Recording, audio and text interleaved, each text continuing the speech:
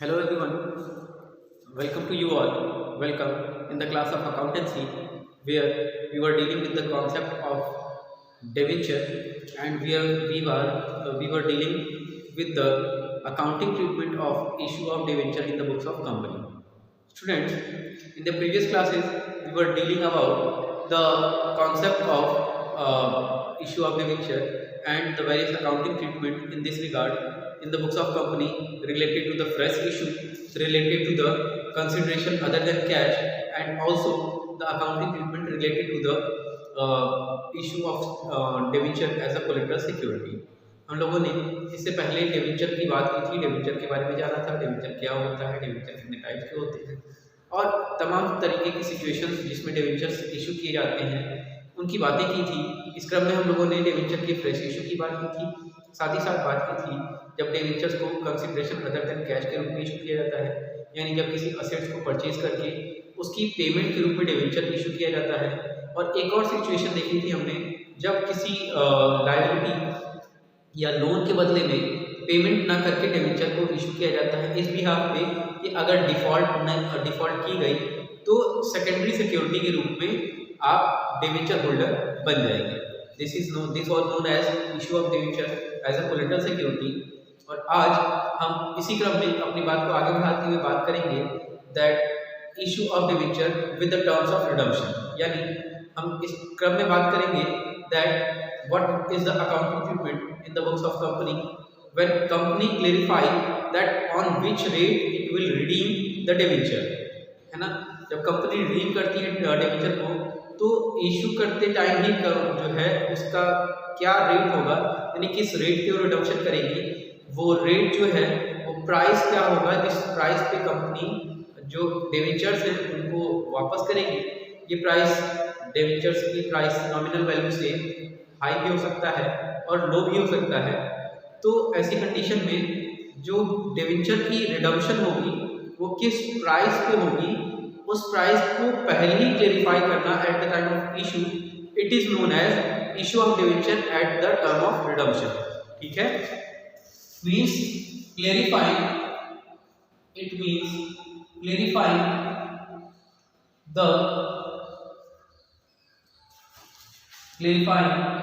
the amount of redemption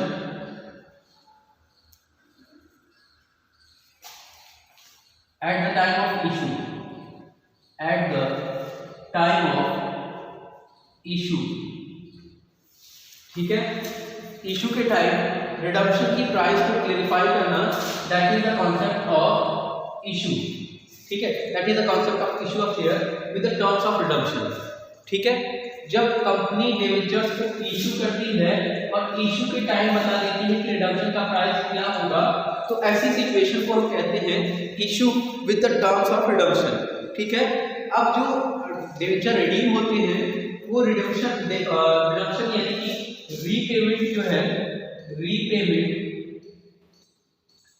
it में either at par means at nominal price or at premium means nominal plus extra। ठीक है, तो इन दो situations में जो है हम रीपेमेंट करते हैं कि जो एमआरपी है एमआरपी से ज्यादा पेमेंट करते हैं और कभी कभी एमआरपी से के बराबर पेमेंट करते हैं। इन दो सिचुएशंस को हम debenture issue with the terms of redemption में बात करते हैं। तो क्या क्या अकाउंटिंग ट्रीटमेंट्स होंगी, किस तरीके से इनको कंपनी की बुक्स में रिकॉर्ड किया जाएगा और किस तरीके से बुक्स में इनकी जर्नल एंट्री होंगी, आइए देखिए और समझने की कोशिश करिए। ठीक है, तो जब बात करें अकाउंटिंग ट्रीटमेंट की, that what is the accounting treatment in the books of company while issuing the share or issue of the debenture, then issue of debenture, then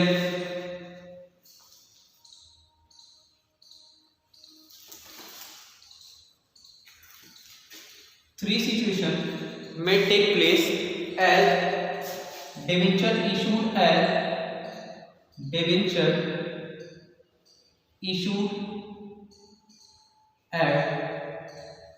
par, debenture issued at premium और debenture issued at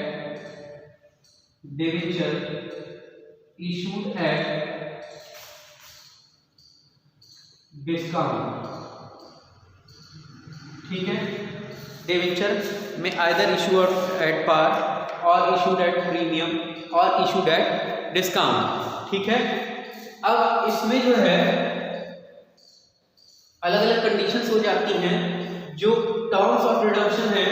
ठीक है, पहले हम अगर इसकी accounting treatment की journal entry की बात कर लें तो इसकी अकाउंटिंग ट्रीटमेंट क्या होगी। नॉर्मली जब हमने इशू किया था तो ड्यू और रिसीव दो एंट्री की थी हमने। तो पहली एंट्री जब हम इशू करते हैं तो पैसा पाते हैं डिवेंचर का, तो ऐसी कंडीशन में बैंक अकाउंट डेबिट।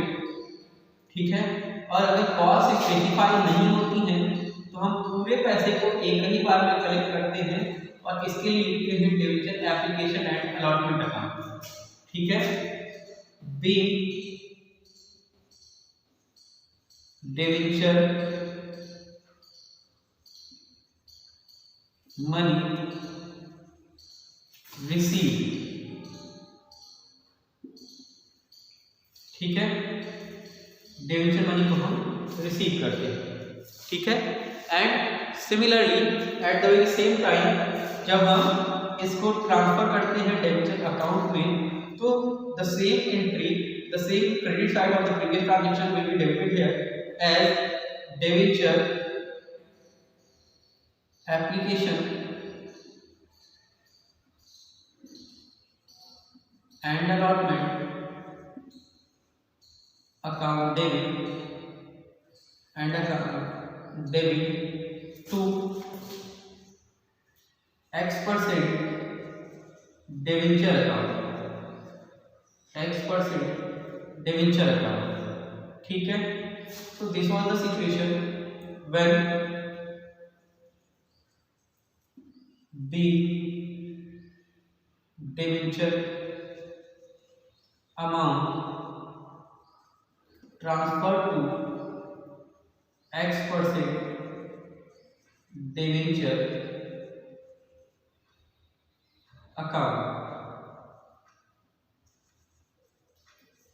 ठीक है, this is the situation when the transaction of issue of debenture are recorded in the books of company। ठीक है, जब कंपनी जो है डिवेंचर इशू करती है और वो भी कैसे इशू करती है एट पार, तो ऐसी कंडीशन में नॉर्मली हमने ये एंट्री पढ़ी थी। ठीक है, but when the terms of issue is also included in this situation, जब ऐसी सिचुएशन बनती है कि इस डिवेंचर को हम पार पे इशू करते हैं और रिडीमेबल होता है हमारा, और रिडीमेबल होता है हमारा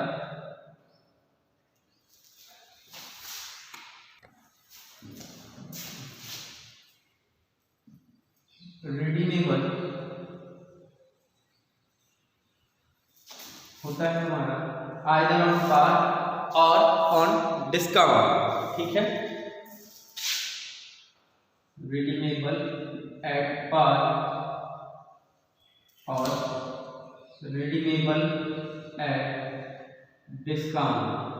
ठीक है, तो ऐसी सिचुएशन में क्या होता है, जब हम पार पे रिडीम करते हैं तो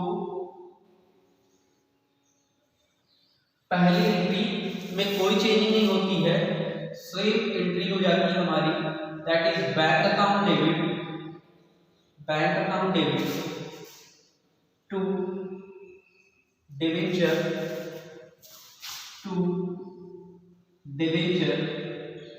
एप्लीकेशन एंड अलॉटमेंट।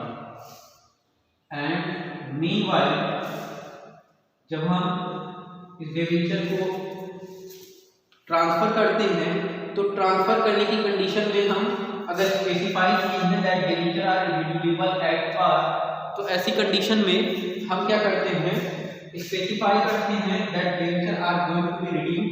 एंड क्योंकि अगर सिंपली अगर हमने पार पे इशू भी किया है, हमने इशू भी पार पे किया है and we are going to redeem at par also, ठीक है, इट मींस हमने अगर बात करें कि 100 रुपए जो है कलेक्ट किए थे, ठीक है, एंड मीनवाइल 100 रुपए हम रिडीम भी कर रहे हैं, ठीक है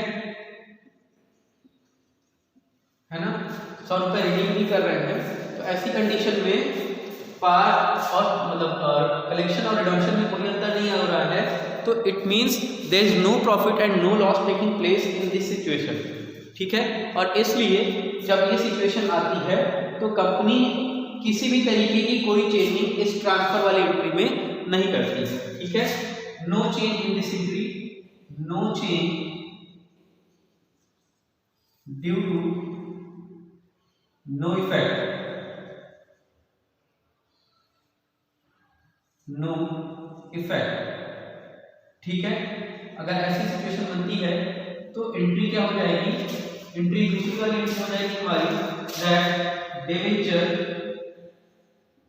application and allotment, application and allotment account debited to X% debenture account, ठीक है। यहां पे नरेशन भी सेम कर देंगे हम as the being debenture amount transfer to X% debenture account, ठीक है। ये सिचुएशन क्या है, ये तब की सिचुएशन है जब कंपनी ने डिबेंचर इशू किया और डिबेंचर इशू करते टाइम जो है स्पेसिफाई किया that debenture are going to be redeemed at par और एट डिस्काउंट, ठीक है। हमने एक बार फिर से क्लेरिफाई करने की कोशिश की that let us see it again that when debenture are issued with the term of redemption, it means company clarify the amount of redemption at the time of issue, ठीक है। इशू के time company specify कर देती है that what is the amount that is to be redeemed by the company. Company जो पैसा ले रही है आपसे डिबेंचर के रूप में, उस पैसे को वापस करते समय वो क्या एंट्री करेगी, इस अमाउंट के साथ जो है मेंशन करेगी, इस अमाउंट के साथ आपको रीपेमेंट करेगी, इसको स्पेसिफाई कर देती है, that is known as issue with the terms of redemption, ठीक है। ऐसी सिचुएशन में जब अकाउंटिंग ट्रीटमेंट की बात करें तो while issue of debenture, issue के टाइम जो है अगर बात करें तो सबसे पहले हम 3 सिचुएशन देखते हैं। डिबेंचर को हम पार पे इशू कर सकते हैं, प्रीमियम पे इशू कर सकते हैं या डिस्काउंट पे इशू कर सकते हैं। तो ऐसी कंडीशन में जब पार पे इशू करते हैं तो नॉर्मली हम एंट्री करते हैं, जब हमने स्पेसिफाई नहीं किया है डिबेंचर के रिडम्पशन को, नॉर्मली हम क्या एंट्री करते हैं, नॉर्मली हमारी एंट्री होती है दैट विदाउट स्पेसिफाई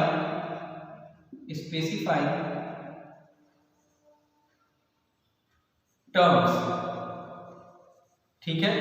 बिना टर्म को स्पेसिफाई किए हम ये दोनों एंट्री करते हैं, यानी bank account debit to debenture application and allotment की बात करते हैं, और इसके बाद उस पैसे को हम अपने डिबेंचर अकाउंट में ट्रांसफर करने की एंट्री करते हैं, that is debenture application and allotment debit to X% debenture account, ठीक है।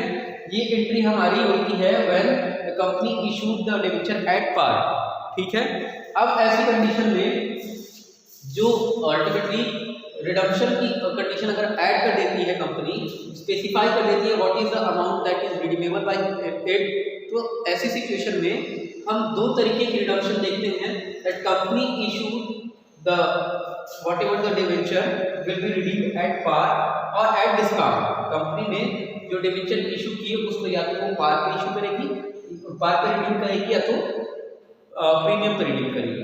यानी ये कुछ ऐसी सिचुएशन हो गई, कंपनी ने कलेक्ट किया कलेक्शन 100 रुपए का किया, ठीक है, कलेक्शन 100 रुपए का किया और रिटर्न कर रही है दो तरीके से, या तो more than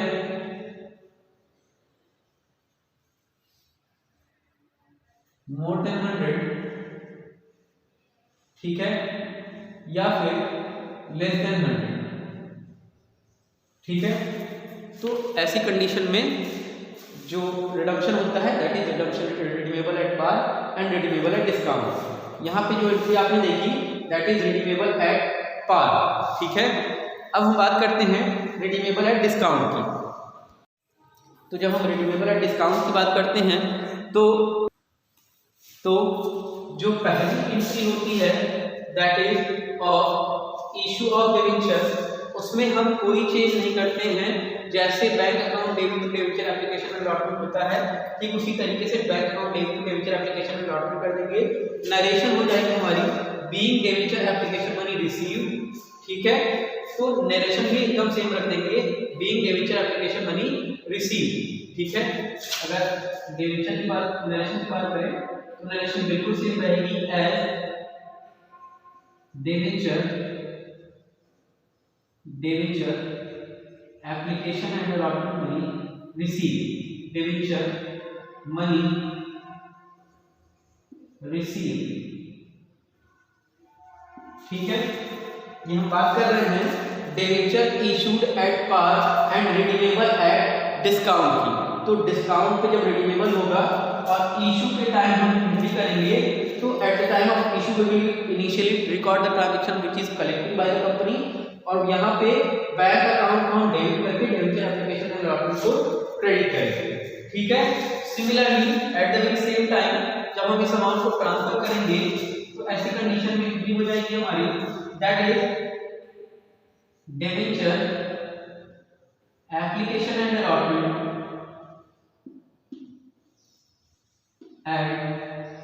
allotment account debit, ठीक है। और चूंकि हमने पार पे इशू किया है तो पार पे इशू करने के कारण कंपनी को लॉस तो हो नहीं रहा है, लेकिन जब कंपनी डिस्काउंट पे रिडम्पशन कर रही है, ठीक है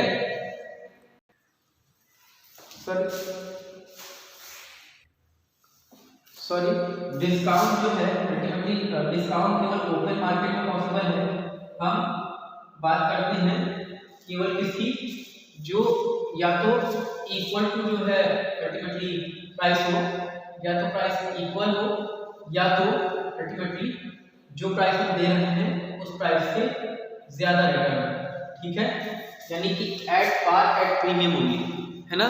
मींस कि कंपनी जो है या तो पार पे रिडीम कर सकती है या तो प्रीमियम पे रिडीम कर सकती है, जो ultimately redemption at discount is only possible in the case of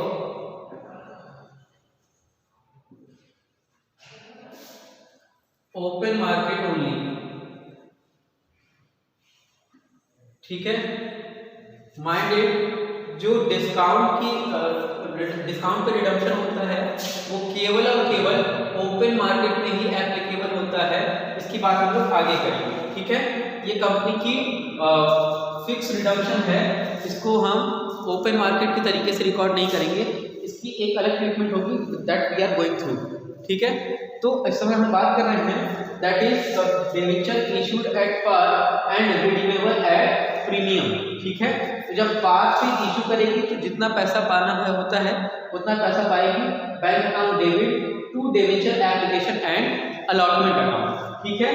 और जब एक्स्ट्रा पैसा रिटर्न करेगी तो एक्स्ट्रा पैसे से ये जो एक्स्ट्रा पैसा है कंपनी के लिए एक कैपिटल लॉस है, और इस कैपिटल लॉस को हम दिखाते हैं loss on issue of debenture, इस नाम से दिखाते हैं। इसलिए इसी अकाउंट को हम स्पेसिफाई करेंगे, इस एंट्री में ऐड कर देंगे तो ऐसी कंडीशन में जो एडिशनल एंट्री हो जाएगी लॉस की, that is loss on issue of debenture account, ठीक है, to X% debenture, and for this additional amount which is going to be paid in future, the premium will be specified as premium on redemption will be recorded here, ठीक है। जो debenture की amount है ultimately वो application and allotment में जाएगी, और जो लॉस की अमाउंट है जिसको हम अल्टीमेटली एडिशनल पे कर रहे हैं, that will transfer to the account of premium, ठीक है। I hope this concept is clear to you all कि अल्टीमेटली जो एडिशनल पेमेंट हम कर रहे हैं वो एडिशनल पेमेंट कैपिटल लॉस है, और इस कैपिटल लॉस को loss of issue of debenture के नाम से रिकॉर्ड किया जाएगा, ठीक है। सो in this concept we are dealing with that this loss on issue will be debited in the books of company and it will transfer to the premium on redemption, ठीक है। और ऐसी कंडीशन में narration हो जाएगी हमारी as being debenture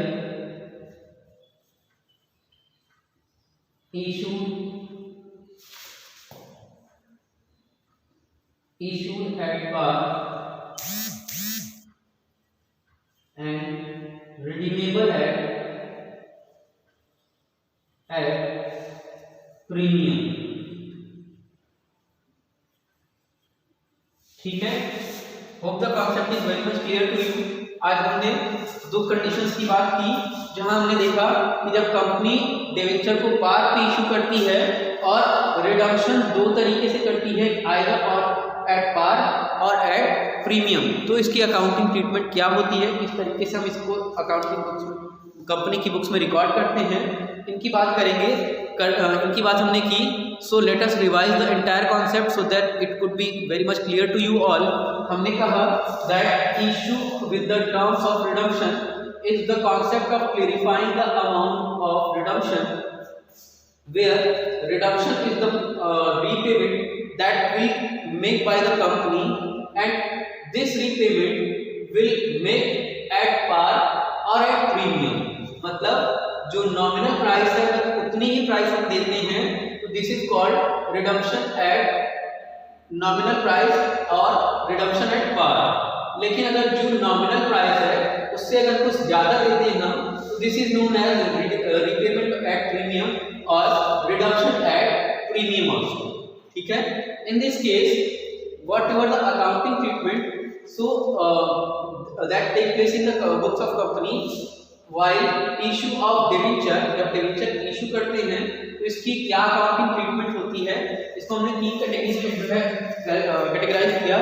company अपने debenture को इशू करती है एट पार, एट प्रीमियम और एट डिस्काउंट, मतलब नॉमिनल प्राइस लेकर के अगर नॉमिनल प्राइस के बराबर डिबेंचर इशू करती है तो this is known as debenture issue at par. Nominal price लेकर के उससे नॉमिनल प्राइस से ज़्यादा लेकर के जो है नॉमिनल प्राइस अगर आपके डिबेंचर पे इशू करती है तो this is known as debenture issued at premium.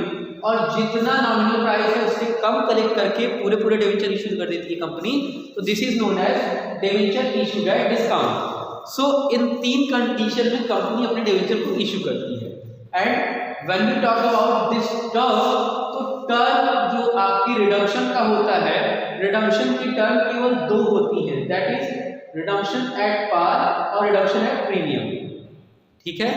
क्योंकि कंपनी जो है डिस्काउंट पे भी रिडम्पशन कर सकती है, लेकिन ये डिस्काउंट एप्लीकेबल होता है केवल ओपन मार्केट में, ठीक है। और नॉर्मली जब कंपनी ऑब्लिगेशन देती है तो ऐसी कंडीशन में कंपनी स्पेसिफाई करती है that it may redeem the debenture at par और एट प्रीमियम। यहाँ हमने जो अकाउंटिंग ट्रीटमेंट आपके लिए देखी, तो पहली अकाउंटिंग ट्रीटमेंट देखी जब कंपनी डिबेंचर को पार पे इशू करती है तो ऐसी कंडीशन पे पार पे इशू करती है और पार पे डील करती है, then there is no change in the normal entry. पैसा जो कलेक्ट करेंगे बैंक अकाउंट को डेबिट करेंगे और डेबिटर एप्लीकेशन को क्रेडिट करेंगे, और इसके बाद उसको जब ट्रांसफर करेंगे तो debtor application allotment debit to X% debenture account, ठीक है। लेकिन जब कंपनी प्रीमियम पे रिडीम करती है पार पे इशू करके, तो ऐसी कंडीशन में bank account debit to debenture application and allotment, और इसके बाद जो एक्स्ट्रा पैसे देती है company, that is capital loss, तो इस कैपिटल लॉस को loss on issue of debenture के नाम से क्रेडिट किया जाता है। So in that condition that loss on issue of debenture will also debited to premium on redemption, and the final entry is debenture application and allotment debit loss on issue of debenture debit to X% debenture to premium on redemption. This is the entry of issue with the term of redemption, and this term is a term of redemption at premium. So the concept is very much clear to you.